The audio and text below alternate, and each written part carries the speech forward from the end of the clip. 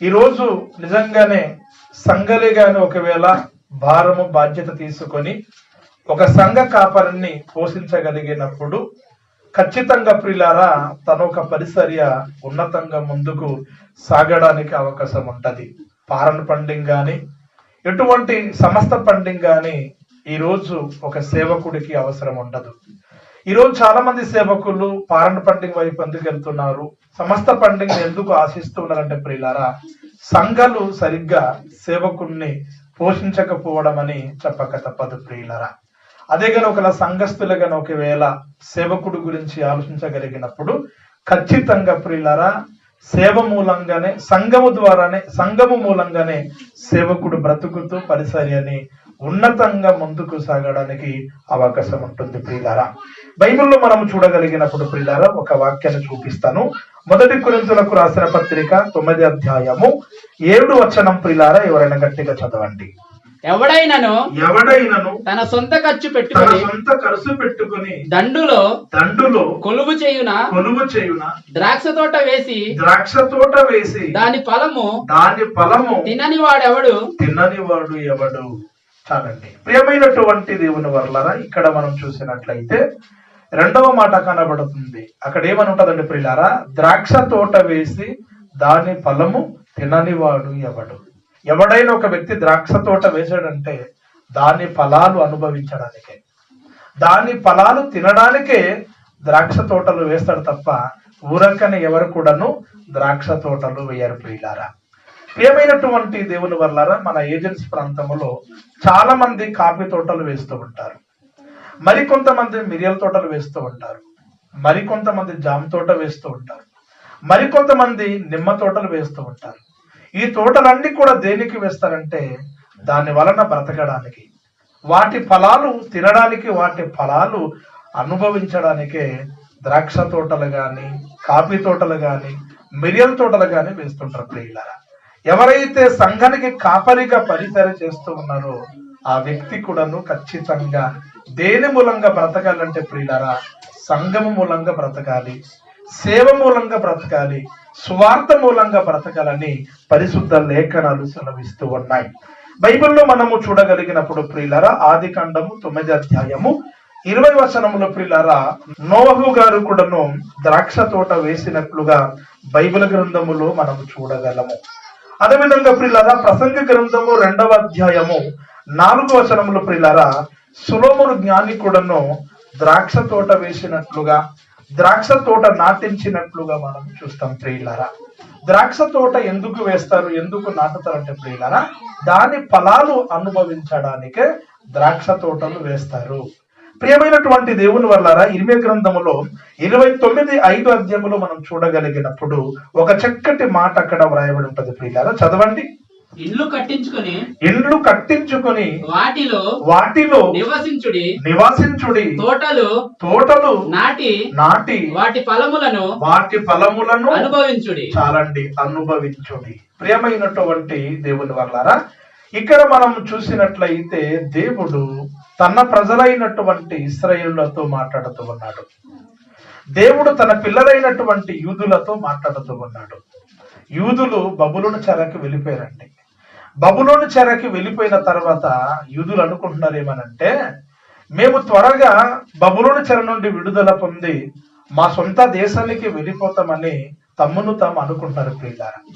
అలా అనుకుంటున్నటువంటి సందర్భంలో ప్రవక్త అయినటువంటి ఇర్మియా అంటున్నాడు, మీరు అంత త్వరగా మీరు మీ సొంత దేశానికి మీరు తిరిగి వెళ్ళారు, 70 ఏండ్ల తర్వాత 70 సంవత్సరాల తర్వాత మీరు బబులోను చెర నుండి మీ స్వదేశానికి వెళ్తారు గనక మీరు చేసినటువంటి పని ఏంటంటే ఇండ్లు కట్టుకొని వాటిలో మీరు నివసించండి, తోటలు నాటి వాటి ఫలాలను మీరు అనుభవించండి. 70 సంవత్సరం తర్వాత మాత్రమే బబులోను చెర నుండి విడుదల పొంది మీ స్వదేశానికి వెళ్తారు గనక అప్పటి వరకు మీరు ఈ దేశంలో ఉంటారు గనక ఇండ్లు కట్టుకొని నివసించండి, తోటలు నాటి వాటి ఫలాలను మీరు అనుభవించండి అంటున్నాడు. అందులోని ప్రియులారా 28వ వచనం చదవండి ప్రియులారా. అతడు తన్ను తాను మీకు ప్రవక్తనుగా చేసుకొనును గదా ఆదియుగాక దీర్ఘకాలము మీరు కాపురముందురు నివసించుటకై ఇండ్లు కట్టించుకొనుడి ఫలములు తినుటకై తోటలు నాటుడి. ప్రియమైనటువంటి దేవుని వల్లరా, బబులోను చెరకు వెళ్ళినటువంటి యూదులను దేవుడు తన ప్రవక్త ద్వారా ఏమని చెప్తున్నాడంటే ప్రియులారా, దీర్ఘకాలం మీరు అక్కడ ఉంటారు, దీర్ఘకాలం ఉంటారు. 1 సంవత్సరం 2 సంవత్సరం తర్వాత బబులోను చెర నుండి మీరు మీ యొక్క స్వదేశానికి వెళ్ళిపోతామని అనుకుంటున్నారా? కాదు, మీరు బబులోను దేశములో దీర్ఘకాలము ఉంటారు. గనుక మీరు చేసినటువంటి పని ఏంటంటే అక్కడ ఇండ్లు కట్టుకుని నివసించండి, ఫలములు తినుటకై తోటలు మీరు నాటండి అంటున్నాడు. ప్రియమైనటువంటి దేవుని వారలారా, ఈ వాక్య భాగాన్ని బట్టి మనకి ఏమర్థం అవుతుంది అంటే ప్రియులారా, తోటలు వేసి మీరు ఫలములు అనుభవించండి, తోటలు వేసి వాటి ఫలములు తినండి అంటున్నాడంటే ప్రియులారా, తోట వేసిన ప్రతి వ్యక్తి కూడా దాని ఫలాలు అనుభవిస్తాడు అనేటువంటిది మనకు అర్థమవుతుంది. ఇది ఎంత వాస్తవం ప్రియులారా, సంఘాన్ని ఎవడైతే నడిపిస్తూ ఉన్నాడో, సంఘాన్ని ఎవడైతే స్థాపించాడో, సంఘానికి ఎవడైతే ఒక ద్రాక్ష తోట వల్ల నాటాడో, ఆ సంఘం ఒక ఫలాలు ఖచ్చితంగా సేవకుడు తినాలి, సేవకుడు అనుభవించాలి. సంఘములు వస్తున్నటువంటి కానుకలు ఖచ్చితంగా దైవ సేవకుడు అనుభవించాలి, తద్వారా తాను పోషించబడాలన్నటువంటిది ఈ వాక్యాన్ని బట్టి మనకు అర్థమవుతుంది ప్రియులారా. ఇకపోతే ప్రియులారా, ఆమోసు గ్రంథములో కూడాను 9వ అధ్యాయము 14వ వచనములో ఒక మాట వ్రాయబడి ఉంటది. దయచేసి ఎవరైనా చదవండి ప్రియులారా. మరియు శ్రమ నొందుచున్న నా జనులకు ఇశ్రాయేలీయులను నేను చెరలో నుండి రప్పింతును పాడైన పట్టణములను మరల కట్టుకొని వారు కాపురముందురు ద్రాక్ష తోట నాటి వాటి రసమును త్రాగుదురు వనములు వేసి వాటి పండ్లను తిందురు. ప్రియమైనటువంటి దేవుని వల్లారా, 70 ఏండ్ల తర్వాత దేవుడు మరల ఇశ్రాయేలీయులను బబులోను చెర నుండి నేను రప్పిస్తాను అంటున్నాడు. అలా రప్పించిన తర్వాత ఇశ్రాయేలీయులు ఏం చేస్తారట? పాడైనటువంటి పట్టణములను తిరిగి కడతారు, వనములు వేసి వాటి ఒక ఫలములు మీరు అనుభవిస్తారు, తింటారని దేవుడు అంటున్నాడు. ఈ వాక్యాన్ని బట్టి మనకి ఏమర్థమవుతుందంటే ప్రియులారా, వనములు వేసి దాని ఫలములు ఖచ్చితంగా తినాలి, తోటలు వేసి దాని ఒక రసములు త్రాగాలి అన్నటువంటిది ఈ వాక్యాన్ని బట్టి మనకు అర్థమవుతుంది. గనుక పౌలు గారు సంఘానికి దేంతో పోల్చాడంటే ఒక ద్రాక్ష తోటతో పోల్చాడు. ద్రాక్ష తోట వేసిన వాడు, ద్రాక్ష తోట నాటిన వాడు దాని ఫలాలు ఖచ్చితంగా తింటాడు. అదే విధంగా సంఘము నాటినవాడు, సంఘం స్థాపించిన వాడు, సంఘము నడిపిస్తున్నటువంటి వ్యక్తి సంఘములో వస్తున్నటువంటి రాబడి, సంఘములు వస్తున్నటువంటి ఫలాలు ఖచ్చితంగా అనుభవించాలి. అనుభవించినట్లుగా సంఘస్థులు సేవకుడికి ఇవ్వాలన్నటువంటిది పౌలు గారి ఒక ఉద్దేశం ప్రియులారా. ఇకపోతే ప్రియులారా, మరొక మాట కూడా నేను మిమ్మల్ని చూపిస్తాను. యెషయా గ్రంథము 65వ అధ్యాయము 21వ వచనములో చూడండి ప్రియులారా. 21వ వచనములో ఒక మాట వ్రాయబడి ఉంటది ప్రియులారా. జనులు ఇండ్లు కట్టుకొని వాటిలో కాపురముందురు ద్రాక్ష తోటలు నాటించుకొని వాటి ఫలములను అనుభవించుదురు. ప్రియమైనటువంటి దేవుని వల్ల లేకపోతే మరొక మాటను మమ్మల్ని చూపించదలుచుకుంటున్నాను. 1 కొరింథీ పత్రిక 3వ అధ్యాయము 6వ వచనం చదవండి ప్రియులారా. 1 కొరింథీ పత్రిక 3వ అధ్యాయము 6వ వచనం చదవండి ప్రియులారా. నేను నాటి తిని అపోలో నీళ్లు పోసెను వృద్ధి కలుగజేసిన వాడు దేవుడే.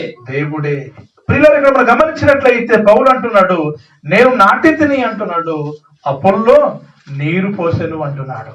అంటే ఒక వ్యక్తి నాటుతున్నాడు, మరొక వ్యక్తి నీరు పోస్తూ ఉన్నాడు. ఒక తోట పెరగాలి అన్నా, ఒక చెట్టు ఫలాలు ఇవ్వాలి అన్నా ఖచ్చితంగా నాటాలి, దాని తర్వాత దానికి నీరు పోయాలి. ఎప్పుడైతే మనము నాటుతామో, దాని తర్వాత ఎప్పుడైతే మనము నీరు పోస్తామో ఆ చెట్టు పెరిగి మనకు ఫలాలు ఇవ్వడం అనేటువంటిది జరుగుతుంది ప్రియులారా. ఇక్కడ పౌలు గారు నేను నాటి తిని అంటున్నాడంటే, ఇంతకీ పౌలు గారు మొక్కలు నాటాడా, తోటలు నాటాడా, తోటలు వేసాడా అని ఆలోచించినప్పుడు గారు ఒక ఉద్దేశం ఏంటంటే ప్రియులారా, సంఘము అనబడినటువంటి ద్రాక్ష తోటని నేను నాటి తిని అంటున్నాడు. ఏ తోట అయితే నాటబడుతుందో, నాటబడినటువంటి తోట నుండి ఎవడైతే పని చేస్తూ ఉన్నాడో ఖచ్చితంగా వాటి ఫలములు అనుభవించాలి.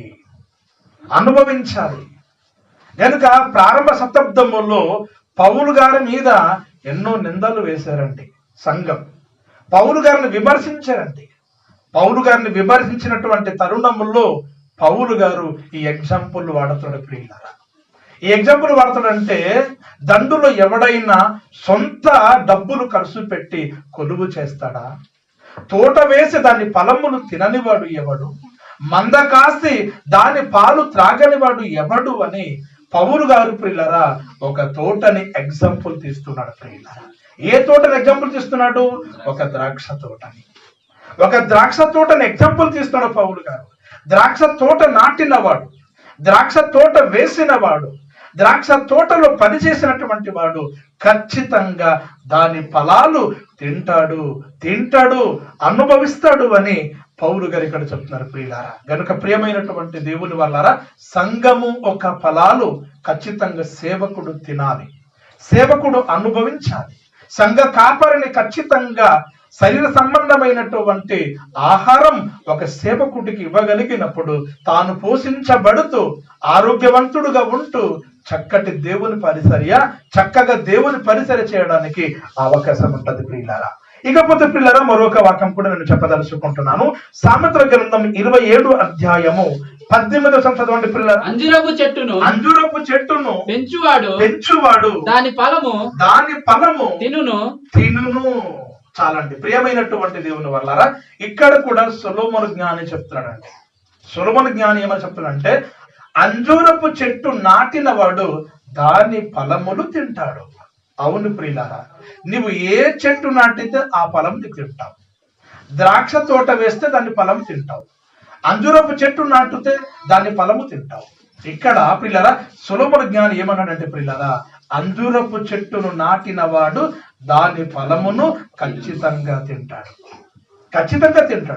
నువ్వు నాటకపోతే తినలేవు, నువ్వు పని చేయకపోతే తినలేవు. నువ్వు నాటినప్పుడు గాని, పని చేసినప్పుడు గాని, ఆ తోటలో గాని, చెట్టులో గాని ఫలాలు వచ్చినప్పుడు ఖచ్చితంగా తినాలండి. అది రూల్ అండి, అది రూల్. ఎందుకంటే నాటినవాడు, పెంచినవాడు ఖచ్చితంగా తోట అనుభవిస్తాడు, అనుభవించి తీరవలసిందే. ఒక చక్కటి మాట బైబిల్ గ్రంథంలో చూపిస్తాను ప్రియులారా. లూకా సువార్త 13వ అధ్యాయము 6వ వచనం చదవండి ప్రియులారా.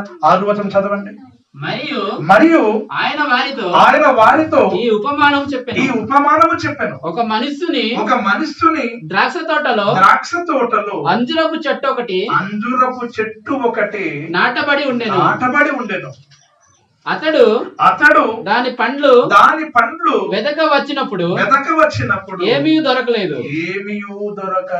చాలండి ప్రేమైనటువంటి దేవుని వల్లారా, ఒక మనుష్యుడు ద్రాక్ష తోటలో ప్రియులారా ఒక అంజూరపు చెట్టు నాటించినట్టండి. ఒక మనుషుడికి ఒక ద్రాక్ష తోట ఉంది, ఆ ద్రాక్ష తోటలో ఒక అంజూరపు చెట్టుని నాటించాడు.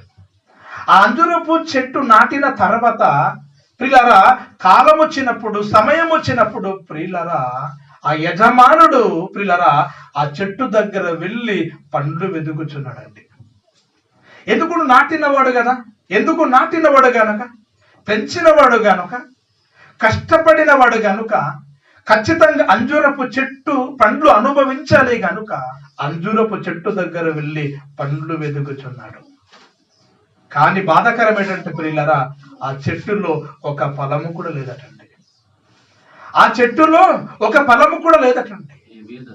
ఒక ఫలము కూడా లేదు, ఏమీ దొరకలేదు గనుక ఆ యజమానుడు అంటున్నాడు తోటమాలితో, తోటమాలి ఇది కూడా 3 ఏళ్ల నుండి నేను ఈ చెట్టుల్లో పండ్లు వెతుకుచున్నాను, కానీ కనీసం ఒక ఫలము కూడా దొరకటం లేదు.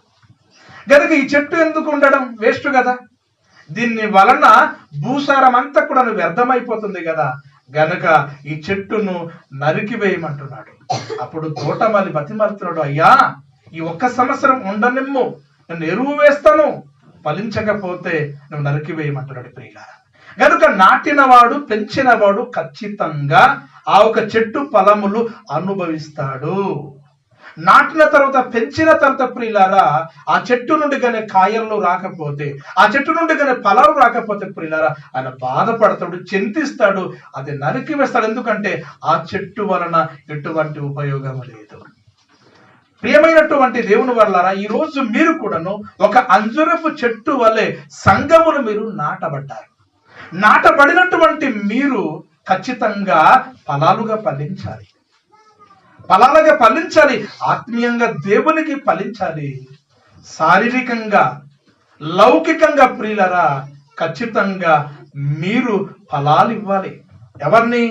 సంఘములు ఎవరైతే కష్టపడి పరిసర చేస్తూ ఉన్నారో, ఆత్మ సంబంధమైనటువంటి వాక్యం విత్తబడుతున్నప్పుడు శరీర సంబంధమైనటువంటి ఆహారం, శరీర సంబంధమైనటువంటి ఫలాలు ఖచ్చితంగా మీరు సేవకుడికి ఇవ్వాలండి. అది అనుభవించాలి. అనుభవిస్తూ తాను పరిసర చేయాలన్నటువంటిది ఇక్కడ చక్కటి మాట మనకు కనబడుతుంది.